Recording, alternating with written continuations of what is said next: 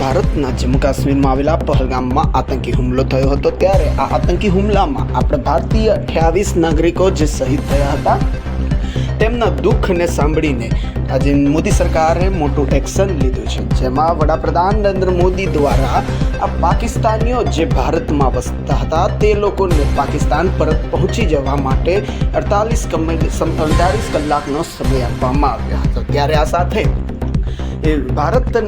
ભારતમાં ગુજરાતના મુખ્યમંત્રી ભૂપેન્દ્ર પટેલ અને રાજ્ય ગૃહમંત્રી હર્ષ સંઘવી દ્વારા પણ એક મોટો નિર્ણય લેવામાં આવ્યો છે, જેમાં અમદાવાદ શહેર ક્રાઇમ બ્રાન્ચ મોટી એક્શનમાં આવી છે। ત્યારે અમદાવાદના ચંદોડા તળાવમાંથી 400થી 500 કરતાં પણ વધારે બાંગ્લાદેશીઓને જપ્ત કરી તે લોકો ઉપર કડક કાર્યવાહી પણ કરવામાં આવી છે। ત્યારે આ સમગ્ર બાંગ્લાદેશીઓને હાલ અમદાવાદ સિટી ક્રાઇમ બ્રાન્ચ ખાતે લઈ જવામાં આવ્યા છે। ત્યારે તે લોકોના ડોક્યુમેન્ટ વેરિફિકેશન કર્યા બાદ તે લોકો ઉપર ગુનો દાખલ કરવામાં આવશે।